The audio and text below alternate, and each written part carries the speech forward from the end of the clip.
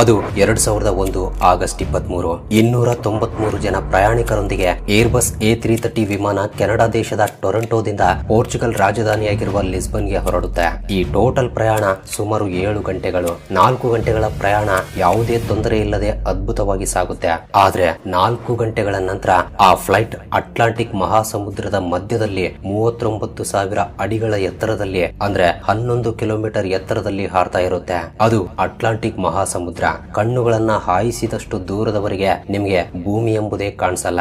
ಆ ಸಮಯದಲ್ಲಿ ವಿಮಾನ ತನ್ನ ಪೂರ್ತಿ ವೇಗದಿಂದ ಲಿಸ್ಬನ್ ಕಡೆಗೆ ಪ್ರಯಾಣಿಸ್ತಾ ಇದೆ. ಸರಿಯಾಗಿ ಅದೇ ಸಮಯದಲ್ಲಿ ವಿಮಾನದಲ್ಲಿರುವ ಎಲ್ಲಾ ಇಂಧನ ಪೂರ್ತಿಯಾಗಿ ಲೀಕ್ ಆಗಲು ಶುರುವಾಗುತ್ತೆ. ಇದರಿಂದ ವಿಮಾನದಲ್ಲಿರುವ ಎಲ್ಲಾ ಫ್ಯೂಲ್ ಟ್ಯಾಂಕ್ ಗಳು ಖಾಲಿಯಾಗಿ ಬಿಡುತ್ತವೆ. ಇದೇ ಕಾರಣದಿಂದ ವಿಮಾನದ 2 ಇಂಜಿನ್ಗಳು ಕೂಡ ಫೇಲ್ ಆಗಿ ಬಿಡುತ್ತವೆ. ಸಾಧಾರಣವಾಗಿ ಇಂತಹ ಪರಿಸ್ಥಿತಿ ಎದುರಾದಾಗ ವಿಮಾನವನ್ನ ಎಮರ್ಜೆನ್ಸಿ ಲ್ಯಾಂಡಿಂಗ್ ಮಾಡ್ತಾರೆ. ಆದ್ರೆ ಈ ವಿಮಾನ ಅಟ್ಲಾಂಟಿಕ್ ಮಹಾಸಮುದ್ರದ ಮಧ್ಯದಲ್ಲಿದೆ. ಯಾವ ಕಡೆ ನೋಡಿದ್ರೂ ಕೂಡ ಬರೀ ನೀರು ಮಾತ್ರವೇ ಕಾಣ್ತಾ ಇದೆ. ನಿಜಕ್ಕೂ ಏನ್ ನಡೀತಾ ಇದೆ ಎಂದು ಯಾರಿಗೂ ಅರ್ಥವಾಗಲ್ಲ. ವಿಮಾನವನ್ನ ನಡೆಸ್ತಾ ಇರುವ ಪೈಲಟ್ಗಳು ತಮ್ಮ ಜೀವನದಲ್ಲಿ ಇಂತಹ ಪರಿಸ್ಥಿತಿಯನ್ನ ಯಾವತ್ತೂ ಎದುರಿಸಿರಲ್ಲ. ಆ ವಿಮಾನಕ್ಕೆ ಹತ್ತಿರವಿರುವ ಏರ್ಪೋರ್ಟ್ 120 ಕಿಲೋಮೀಟರ್ ದೂರದಲ್ಲಿದೆ. ಆ ಏರ್ಪೋರ್ಟ್ ಅನ್ನ ಸೇರ್ಬೇಕು ಅಂದ್ರೆ 30 ನಿಮಿಷಗಳಿಗಿಂತ ಅಧಿಕ ಸಮಯ ಹಿಡಿಯುತ್ತೆ. ಆದ್ರೆ ಅಷ್ಟು ಸಮಯ ಪೈಲಟ್ಗಳ ಹತ್ರ ಇಲ್ಲ. 2 ಇಂಜಿನ್ಗಳು ಕೂಡ ಪೂರ್ತಿಯಾಗಿ ಸ್ಟಾಪ್ ಆಗಿ ಬಿಟ್ಟಿವೆ. ಅದೇ ರೀತಿ ವಿಮಾನದಲ್ಲಿ ಎಲೆಕ್ಟ್ರಿಸಿಟಿ ಕೂಡ ಕಟ್ ಆಗಿ ಬಿಟ್ಟಿದೆ. ಸೊ ಇಂತಹ ಸಿಚುವೇಶನ್ ನಲ್ಲಿ ಪೈಲಟ್ ಗಳ ಹತ್ರ ಕೇವಲ 2 ದಾರಿಗಳು ಮಾತ್ರವೇ ಇವೆ. ಒಂದು ಸಮುದ್ರದ ಮೇಲೆ ವಿಮಾನವನ್ನ ಲ್ಯಾಂಡ್ ಮಾಡೋದು, ಇನ್ನೊಂದು ವಿಮಾನವನ್ನ ಹತ್ತಿರವಿರುವ ಏರ್ಪೋರ್ಟ್ ಕಡೆಗೆ ಗಾಳಿಯ ಸಹಾಯದಿಂದ ನಡೆಸೋದು. ಸೊ ಸಮುದ್ರದ ಮೇಲೆ ಲ್ಯಾಂಡಿಂಗ್ ಮಾಡುವುದು ಅಂದ್ರೆ ತುಂಬಾ ಅಪಾಯಕರ. ಹಾಗಂತ ಕೇವಲ ಗಾಳಿಯ ಸಹಾಯದಿಂದ 120 ಕಿಲೋಮೀಟರ್ ವರೆಗೆ ನಡೆಸುವುದು ಅದಕ್ಕಿಂತ ಕಷ್ಟ. ಇದರಿಂದ ಏನ್ ಮಾಡಬೇಕು ಎಂಬುದು ಅರ್ಥವಾಗದ ಪರಿಸ್ಥಿತಿಯಲ್ಲಿ ಬೀಳ್ತಾರೆ. ನಂತರ ಏನಾಯ್ತು? ನಿಜಕ್ಕೂ ಆ ವಿಮಾನದಲ್ಲಿ ಇಂಧನ ಯಾಕೆ ಲೀಕ್ ಆಯ್ತು? ಆ ವಿಮಾನದಲ್ಲಿರುವ 293 ಜನ ಪ್ರಯಾಣಿಕರಿಗೆ ಏನಾಯ್ತು ಎಂಬ ವಿಷಯಗಳನ್ನ ತಿಳ್ಕೋಬೇಕು ಅಂದ್ರೆ ವಿಡಿಯೋವನ್ನ ಎಲ್ಲೂ ಸ್ಕಿಪ್ ಮಾಡದೆ ಕೊನೆವರೆಗೂ ನೋಡಿ. ಹಾಗೆ ವಿಡಿಯೋ ಇಷ್ಟವಾದ್ರೆ ತಪ್ಪದೆ ವಿಡಿಯೋಗೆ ಒಂದು ಲೈಕ್ ಕೊಟ್ಟು ನಮ್ಮನ್ನ ಸಪೋರ್ಟ್ ಮಾಡೋದನ್ನ ಮಾತ್ರ ಮರಿಬೇಡಿ. ಯಾಕಂದ್ರೆ ನೀವು ಲೈಕ್ ಮಾಡೋದ್ರಿಂದ ಯೂಟ್ಯೂಬ್ ಈ ವಿಡಿಯೋವನ್ನ ಇನ್ನೂ ಜಾಸ್ತಿ ಜನರಿಗೆ ರೆಕಮೆಂಡ್ ಮಾಡುತ್ತೆ. So please like this video. So late ಮಾಡದೆ let's get it the video.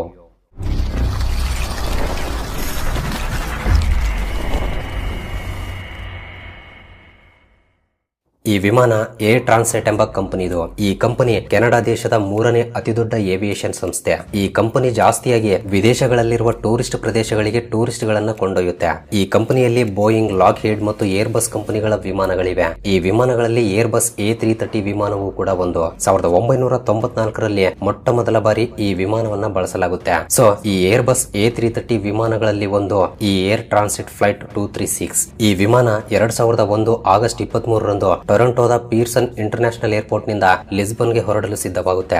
ಇದು 7 ಗಂಟೆಗಳ ನಾನ್ ಸ್ಟಾಪ್ ಫ್ಲೈಟ್. ಆದ್ರಿಂದ ಈ ವಿಮಾನದಲ್ಲಿ ಸಾಧಾರಣವಾಗಿ 48 ಮೆಟ್ರಿಕ್ ಟನ್ ಫ್ಯೂಯಲ್ ಅನ್ನ ಫಿಲ್ ಮಾಡ್ತಾರೆ. ನಂತರ ಫ್ಲೈಟ್ ನಲ್ಲಿ ಎಲ್ಲಾ ಚೆಕ್ಕಿಂಗ್ ಗಳು ಪೂರ್ತಿಯಾದ ನಂತರ ಆನ್ ಬೋರ್ಡಿಂಗ್ ಗೆ ಸಿದ್ಧವಾಗುತ್ತೆ. ರಾತ್ರಿ 9 ಗಂಟೆಗೆ 293 ಜನ ಪ್ಯಾಸೆಂಜರ್ ಗಳ ಜೊತೆಗೆ 2 ಪೈಲಟ್ಸ್ ಮತ್ತು 13 ಜನ ಕ್ರೂ ಸ್ಟಾಫ್ ಜೊತೆಗೆ ಟೋಟಲ್ 306 ಜನ ಪ್ರಯಾಣಿಕರೊಂದಿಗೆ ಈ ವಿಮಾನ ಹೊರಡುತ್ತೆ. ಇದರಲ್ಲಿ 16,800 ಗಂಟೆಗಳ ಫ್ಲೈಯಿಂಗ್ ಎಕ್ಸ್ಪೀರಿಯನ್ಸ್ ಇರುವ ರಾಬರ್ಟ್ ಈ ಫ್ಲೈಟ್ ಗೆ ಕ್ಯಾಪ್ಟನ್ ಆಗಿದ್ದಾರೆ. ಅದೇ ರೀತಿ 4,800 ಗಂಟೆಗಳ ಫ್ಲೈಯಿಂಗ್ ಎಕ್ಸ್ಪೀರಿಯನ್ಸ್ ಇರುವ ಡಿಕ್ ಡಿಜೆಗರ್ ಕೂಡ ಪೈಲಟ್ ಜೊತೆ ಇರ್ತಾನೆ. ಸೊ ಈ ರೀತಿ ಫ್ಲೈಟ್ ಎಲ್ಲಾ ಚೆಕಿಂಗ್ಸ್ ಗಳನ್ನ ಪೂರ್ತಿ ಮಾಡಿಕೊಂಡು ಸಕ್ಸಸ್ಫುಲ್ ಆಗಿ ಟೇಕ್ ಆಫ್ ಆಗುತ್ತೆ. ಫ್ಲೈಟ್ ಟೇಕ್ ಆಫ್ ಆಗಿ 4 ಗಂಟೆಗಳವರೆಗೆ ಎಲ್ಲವೂ ನಾರ್ಮಲ್ ಆಗಿರುತ್ತೆ. ಯಾವುದೇ ರೀತಿಯ ಸಮಸ್ಯೆ ಇರಲ್ಲ.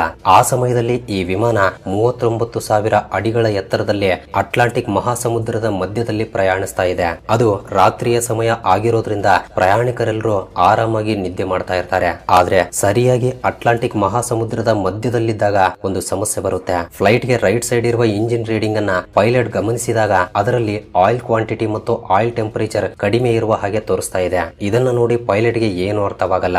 ಇಂತಹ ಒಂದು ಎರರ್ ಅವರ ಕೆರಿಯರ್ ನಲ್ಲೇ ನೋಡಿರಲ್ಲ. ಇದರಿಂದ ವಿಮಾನಕ್ಕೆ ಸಂಬಂಧಿಸಿದ ಮ್ಯಾನ್ಯುವಲ್ ಅನ್ನ ಓಪನ್ ಮಾಡಿ ಯಾಕೆ ಈ ರೀತಿ ವಾರ್ನಿಂಗ್ ಬಂದಿದೆ ಎಂದು ಸೊಲ್ಯೂಷನ್ ಗೋಸ್ಕರ ನೋಡ್ತಾ ಇರ್ತಾರೆ. ಸಾಧಾರಣವಾಗಿ ಯಾವ ವಿಮಾನದಲ್ಲೇ ಆಗ್ಲಿ ಸಮಯ ಕಳೀತಾ ಇದ್ದಂತೆ ಆಯಿಲ್ ಟೆಂಪರೇಚರ್ ಹೆಚ್ಚಾಗಬೇಕೆ ಹೊರತು ಕಡಿಮೆ ಆಗಬಾರದು.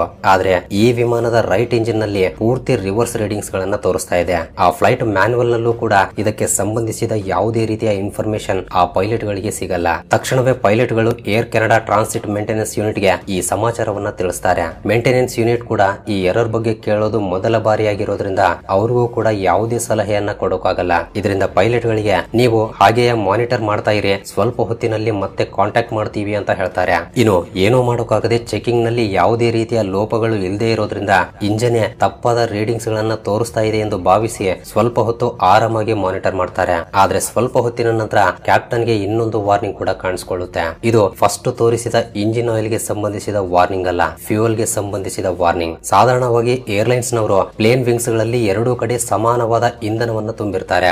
ಆದ್ರೆ ಈ ವಿಮಾನದಲ್ಲಿ ಎರಡೂ ಕಡೆ ಇಂಧನ ಸಮಾನವಾಗಿಲ್ಲ. ರೈಟ್ ವಿಂಗ್ ನಲ್ಲಿ ಇಂಧನ ತುಂಬಾ ಕಡಿಮೆ ಕಾಣ್ತಾ ಇದೆ. ಆದ್ರೆ ಅದು ಅಷ್ಟು ದೊಡ್ಡ ಸಮಸ್ಯೆ ಏನೂ ಅಲ್ಲ. ವಿಮಾನದಲ್ಲಿ ಒಂದು ರೆಕ್ಕೆಯಿಂದ ಇನ್ನೊಂದು ರೆಕ್ಕೆಗೆ ಕ್ರಾಸ್ ಫೀಡ್ ಎಂಬ ವಾಲ್ವ್ ಮೂಲಕ ಇಂಧನವನ್ನ ಡಿಸ್ಟ್ರಿಬ್ಯೂಟ್ ಮಾಡಬಹುದು. ಆದ್ರಿಂದ ಪೈಲಟ್ ಈ ಪ್ರಕ್ರಿಯೆಯನ್ನ ಪ್ರಾರಂಭಿಸ್ತಾನೆ. ಈ ರೀತಿ ಎರಡೂ ರೆಕ್ಕೆಗಳಲ್ಲಿ ಈಗ ಸಮಾನವಾದ ಇಂಧನ ಡಿಸ್ಟ್ರಿಬ್ಯೂಟ್ ಆಗುತ್ತೆ. ಆದ್ರೆ ಮತ್ತೆ ಕೆಲವೇ ನಿಮಿಷಗಳಲ್ಲಿ ಕ್ಯಾಪ್ಟನ್ ಗೆ ಲೋ ಫ್ಯೂಯಲ್ ವಾರ್ನಿಂಗ್ ಬರುತ್ತೆ. ಇದನ್ನ ನೋಡಿ ಪೈಲಟ್ ತುಂಬಾ ಗಾಬರಿಯಾಗಿ ಬಿಡ್ತಾನೆ. ತಮ್ಮ ಜೀವನದಲ್ಲಿ ಇಂತಹ ಪರಿಸ್ಥಿತಿಯನ್ನ ಆ ಪೈಲಟ್ ಗಳು ಯಾವತ್ತೂ ಕೂಡ ಎದುರಿಸಿರಲ್ಲ.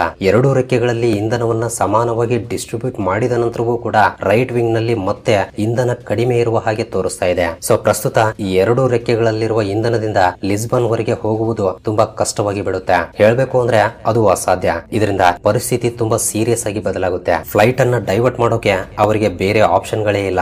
ಆದ್ರೆ ಒಂದೇ ಒಂದು ಮಾರ್ಗವಿದೆ, ಅದು ಅಜೋರ್ಸ್ ಐಲ್ಯಾಂಡ್. ಇದು ಅಟ್ಲಾಂಟಿಕ್ ಮಹಾಸಮುದ್ರದಲ್ಲಿ ಪೋರ್ಚುಗೀಸರ ಅಧೀನದಲ್ಲಿರುತ್ತೆ. ಈ ದ್ವೀಪದಲ್ಲಿ ಲೇಜಸ್ ಏರ್ ಬೇಸ್ ಎಂಬ ಒಂದು ಏರ್ ಬೇಸ್ ಇದೆ. ಸೊ ಇದನ್ನ ತಿಳಿದುಕೊಂಡ captain Santa Maria oceanic air traffic control ಗೆ ಕಾಂಟ್ಯಾಕ್ಟ್ ಮಾಡಿ ವಿಮಾನದಲ್ಲಿ ಇಂಧನ ಖಾಲಿಯಾಗಿರುವ ವಿಷಯವನ್ನ ಹೇಳ್ತಾನೆ. ನಂತರ ಲೇಜಸ್ ಏರ್ ಬೇಸ್ ನಲ್ಲಿ ಎಮರ್ಜೆನ್ಸಿ ಲ್ಯಾಂಡಿಂಗ್ ಗೋಸ್ಕರ ಪರ್ಮಿಷನ್ ಪಡಿತಾನೆ. ಆದ್ರೆ ಆ ವಿಮಾನದಲ್ಲಿರುವ ಇಂಧನ ಆ ದ್ವೀಪವನ್ನ ಸೇರೋಕೆ ಸರಿ ಹೋಗುತ್ತೋ ಇಲ್ವೋ ಎಂಬುದು ಕೂಡ ಕನ್ಫರ್ಮ್ ಆಗಿ ಆ ಪೈಲಟ್ ಗೆ ಗೊತ್ತಿಲ್ಲ. ಪ್ರಸ್ತುತ ವಿಮಾನದಲ್ಲಿ ಕೇವಲ 7 ಟನ್ನುಗಳಷ್ಟು ಇಂಧನ ಮಾತ್ರವೇ ಉಳಿದಿದೆ.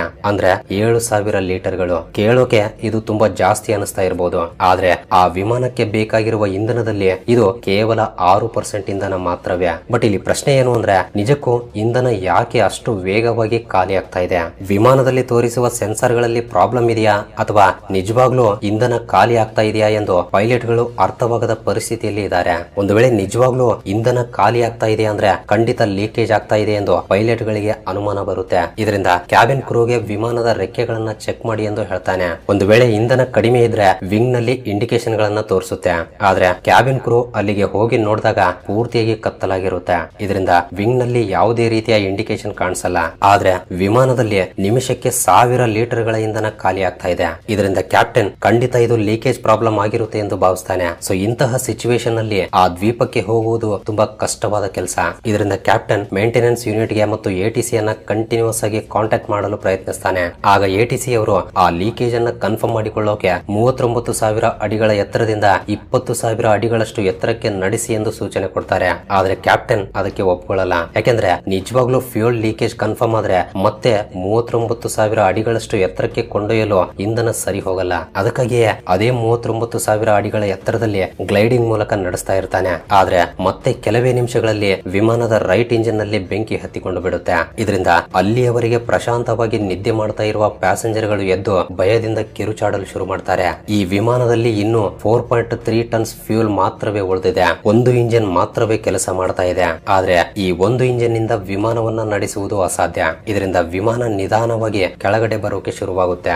ಇನ್ನೊಂದು ಕಡೆ ಲೇಜಸ್ ಏರ್ ಬೇಸ್ ನಲ್ಲಿ ಎಮರ್ಜೆನ್ಸಿ ಲ್ಯಾಂಡಿಂಗ್ ಗೋಸ್ಕರ ಸೇಫ್ಟಿಗೋಸ್ಕರ ಸಿದ್ಧತೆಗಳನ್ನ ನಡೆಸ್ತಾ ಇದ್ದಾರೆ. ಸೊ ಈಗ ವಿಮಾನ ಲೇಜಸ್ ಏರ್ ಬೇಸ್ ನಿಂದ 240 ಕಿಲೋಮೀಟರ್ ದೂರದಲ್ಲಿದೆ. ಆದ್ರೆ ಅದರಲ್ಲಿ 600 ಕೆಜಿಗಳಷ್ಟು ಇಂಧನ ಮಾತ್ರವೇ ಉಳಿದಿದೆ. ಅಷ್ಟರಲ್ಲೇ ವಿಮಾನದ ಲೆಫ್ಟ್ ಇಂಜಿನ್ ಗೂ ಕೂಡ ಬೆಂಕಿ ಹತ್ತಿಕೊಂಡು ಬಿಡುತ್ತೆ. ಸೊ ಈಗ ಆ ವಿಮಾನ ಇಂಜಿನ್ ಗಳಿಲ್ಲದೆ ಅಟ್ಲಾಂಟಿಕ್ ಮಹಾಸಮುದ್ರದ ಮೇಲೆ ಗ್ಲೈಡಿಂಗ್ ಮಾಡ್ತಾ ಇದೆ. ಇಂಜಿನ್ ಗಳು ಸುಟ್ಟು ಹೋಗಿರೋದ್ರಿಂದ ವಿಮಾನದಲ್ಲಿ ಎಲೆಕ್ಟ್ರಿಸಿಟಿ ಕೂಡ ಕಟ್ ಆಗುತ್ತೆ. ಇದರಿಂದ ವಿಮಾನ ಪೂರ್ತಿಯಾಗಿ ಕತ್ತಲಿನಿಂದ ತುಂಬಿ ಹೋಗುತ್ತೆ.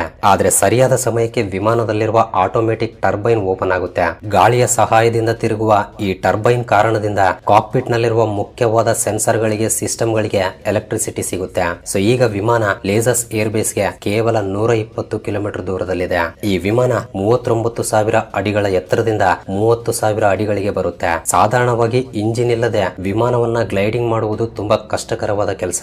ಇನ್ನೊಂದು ಕಡೆ ವಿಮಾನದ ಎತ್ತರ ನಿಮಿಷಕ್ಕೆ 200 ಅಡಿಗಳಷ್ಟು ಕೆಳಗಡೆ ಬರ್ತಾ ಇದೆ. ಸೊ ಈ ರೀತಿ ವಿಮಾನ ಲೇಜಸ್ ಏರ್ ಬೇಸ್ ಗೆ 15 ಕಿಲೋಮೀಟರ್ ದೂರದಲ್ಲಿದ್ದಾಗ ಆ ವಿಮಾನ 13,000 ಅಡಿಗಳಷ್ಟು ಎತ್ತರದಲ್ಲಿರುತ್ತೆ. ಸಾಧಾರಣವಾಗಿ ವಿಮಾನ ಲ್ಯಾಂಡಿಂಗ್ ಆಗುವಾಗ 3,000 ಅಡಿಗಳಷ್ಟು ಎತ್ತರದಲ್ಲಿರಬೇಕು. ಒಂದು ವೇಳೆ ನೋಸ್ ಡೈವ್ ಮಾಡಿ ಆಲ್ಟಿಟ್ಯೂಡ್ ಕಡಿಮೆ ಮಾಡಿದ್ರೆ ಪ್ಲೇನ್ ವೇಗವಾಗಿ ಬಂದು ಕ್ರಾಶ್ ಲ್ಯಾಂಡ್ ಆಗುವ ಅವಕಾಶವಿರುತ್ತೆ. ಆದ್ರಿಂದ ಪೈಲಟ್ ಆ ವಿಮಾನವನ್ನ 360 ಡಿಗ್ರಿಯಲ್ಲಿ ತಿರುಗಿಸ್ತಾನೆ. ಇದರಿಂದ ವಿಮಾನ 5,000 ಅಡಿಗಳಷ್ಟು ಎತ್ತರಕ್ಕೆ ಬರುತ್ತೆ. ನಂತರ ರನ್ವೇ ಪೊಸಿಷನ್ ಅನ್ನ ತಿಳಿದುಕೊಳ್ಳೋಕೆ ಎಸ್ ಆಕಾರದಲ್ಲಿ ವಿಮಾನವನ್ನ ನಡೆಸ್ತಾರೆ. ಇದರಿಂದ ರನ್ವೇ ಡಿಸ್ಟೆನ್ಸ್ ಸ್ವಲ್ಪ ಜಾಸ್ತಿ ಆಗಿರೋದ್ರಿಂದ ಆಲ್ಟಿಟ್ಯೂಡ್ ಅನ್ನ ಕಡಿಮೆ ಮಾಡೋಕೆ ಸ್ವಲ್ಪ ಸಮಯ ಕೂಡ ಸಿಗುತ್ತೆ. ಈ ರೀತಿ ಸರಿಯಾಗಿ 5 ಗಂಟೆ 45 ನಿಮಿಷಗಳಿಗೆ ತುಂಬಾ ಕಷ್ಟದಿಂದ ರನ್ವೇ ಮೇಲೆ ಲ್ಯಾಂಡ್ ಆಗುತ್ತೆ. ಲ್ಯಾಂಡ್ ಆಗುವಾಗ ಆ ವಿಮಾನದ ಇಂಜಿನ್ ಗಳು ಸುಟ್ಟು ಹೋಗಿರೋದ್ರಿಂದ ಅದರ 2 ಟೈರ್ ಗಳು ರನ್ವೇ ಮೇಲೆ ಗುದ್ದಿಕೊಂಡು 3 ಟೈರ್ ಗಳು ಬರ್ಸ್ಟ್ ಆಗಿ ಬೆಂಕಿ ಹತ್ತಿಕೊಳ್ಳುತ್ತೆ. ಆದ್ರೂ ಕೂಡ ವಿಮಾನವನ್ನ ಹೇಗೋ ಕಂಟ್ರೋಲ್ ಮಾಡಿ ಪೈಲಟ್ ಗಳು ಸೇಫ್ ಲ್ಯಾಂಡಿಂಗ್ ಮಾಡ್ತಾರೆ. ತಕ್ಷಣವೇ ಲೇಸರ್ಸ್ ಏರ್ಪೋರ್ಟ್ ಸಿಬ್ಬಂದಿ ಬಂದು ಆ ಬೆಂಕಿಯನ್ನ ಆರಿಸಿ ವಿಮಾನಕ್ಕಿರುವ 7 ಬಾಗಿಲುಗಳನ್ನ ಓಪನ್ ಮಾಡಿ 293 ಜನ ಪ್ಯಾಸೆಂಜರ್ ಗಳನ್ನ ಹೊರಗಡೆ ಕಳಿಸ್ತಾರೆ. ಹಾಗಾದ್ರೆ ಈ ಪರಿಸ್ಥಿತಿಗೆ ಕಾರಣ ಏನು ಎಂದು ಇನ್ವೆಸ್ಟಿಗೇಷನ್ ಮಾಡಿ ನೋಡಿದಾಗ ತಿಳಿದು ಬಂದಿರುವ ವಿಷಯ ಏನು ಅಂದ್ರೆ, ಟೊರೊಂಟೋದಿಂದ ಫ್ಲೈಟ್ ಟೇಕ್ ಆಫ್ ಆಗೋಕು ಮುಂಚೆ ಅಲ್ಲಿರುವ ಸೆಕ್ಯೂರಿಟಿ ಇಂಜಿನ್ ನಲ್ಲಿರುವ ಒಂದು ಪಾರ್ಟ್ ಅನ್ನ ಬೇರೆ ಇನ್ನೊಂದು ವಿಮಾನದ ಪಾರ್ಟ್ ನಿಂದ ರೀಪ್ಲೇಸ್ ಮಾಡಿದ್ರಂತೆ. ಈ ರೀತಿ ರೀಪ್ಲೇಸ್ ಮಾಡುವಾಗ ಒಂದು ಫ್ಯೂಯಲ್ ಪೈಪ್ ಅನ್ನ ಸರಿಯಾಗಿ ಫಿಟ್ ಮಾಡಿರಲ್ಲ. ಇದರಿಂದ ಅದು ಲೂಸ್ ಫಿಟ್ಟಿಂಗ್ ಆಗಿರೋದ್ರಿಂದ ವಿಮಾನದ ಇಂಜಿನ್ ನಲ್ಲಿ ವೈಬ್ರೇಷನ್ಸ್ ಏರ್ಪಟ್ಟು ಆ ಪೈಪ್ ಗೆ ನಿಧಾನವಾಗಿ ಚಿಕ್ಕ ಚಿಕ್ಕ ಕ್ರಾಕ್ಸ್ ಏರ್ಪಡುತ್ತವೆ. ಈ ರೀತಿ ಆ ಕ್ರಾಕ್ಸ್ ಗಳು ದೊಡ್ಡದಾಗಿ ಪೈಪ್ ಒಡೆದು ಹೋಗಿ ಫ್ಯೂಯಲ್ ಲೀಕೇಜ್ ಆಗಿದೆ ಎಂದು ತಿಳಿದು ಬರುತ್ತೆ. ಆದ್ರೆ ಇಷ್ಟೊಂದು ಅಪಾಯಕರವಾದ ಸಿಚುವೇಶನ್ ಅನ್ನ ಪೈಲಟ್ ಗಳು ಸಮಯ ಸ್ಫೂರ್ತಿಯಿಂದ ಯೋಚನೆ ಮಾಡಿ ಅಪಾಯದಿಂದ ತಪ್ಪಿಸಿದ್ದಾರೆ. ಸೊ ಇದಕ್ಕೆ ಅವರಿಗೆ ಎಷ್ಟು ಪ್ರಶಂಸೆ ನೀಡಿದ್ರು ಕೂಡ ಕಡಿಮೆ ಅಂತಾನೆ ಹೇಳ್ಬೋದು. ಸೊ ಇದು ಫ್ರೆಂಡ್ಸ್, ವಿಡಿಯೋ ಇಷ್ಟವಾಗಿದ್ರೆ ತಪ್ಪದೆ ವಿಡಿಯೋಗೆ ಒಂದು ಲೈಕ್ ಕೊಟ್ಟು ನಿಮ್ಮ ಫ್ರೆಂಡ್ಸ್ ಅಂಡ್ ಫ್ಯಾಮಿಲಿ ಜೊತೆ ಕೂಡ ಶೇರ್ ಮಾಡಿ. ಇಂತಹ ಇಂಟ್ರೆಸ್ಟಿಂಗ್ ವಿಡಿಯೋಗಳಿಗಾಗಿ ನಮ್ಮ ಚಾನಲ್ ಅನ್ನ ಸಬ್ಸ್ಕ್ರೈಬ್ ಮಾಡ್ಕೊಳ್ಳಿ. ಅಂಡ್ ವಿಡಿಯೋವನ್ನ ಕೊನೆವರೆಗೂ ನೋಡಿದ್ದಕ್ಕೆ love you so much guys.